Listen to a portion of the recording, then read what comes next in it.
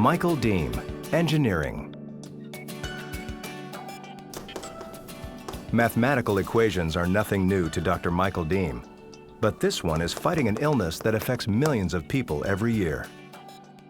A bioengineer at Rice University in Houston, Michael has devised an intricate equation that can predict which flu strains will be dominant in the coming season. Quickly identifying these strains can lead to stronger and more effective vaccines. We can detect that months to years in advance of when it really permeates through the population. So we can do somewhat better than the current World Health Organization approach. It often takes several months of testing to find the dominant flu strain. But by using Michael's method of assigning numerical scores to virus mutations, finding the dominant strain is much faster.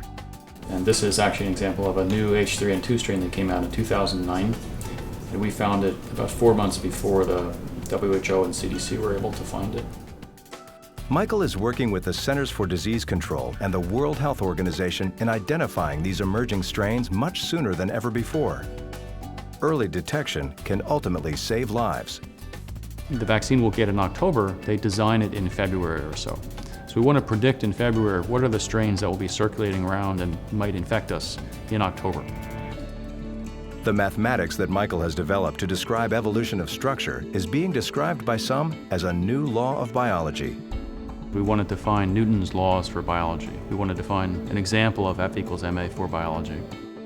Michael's equation describes the relationship between a system's structural complexity, or modularity, M prime, and its ability to thrive, R, in the face of environmental stress, PE. It struck a lot of people as a really wacky idea, right? Are there fundamental laws of biology? Is there a Newton's laws or a Maxwell's laws?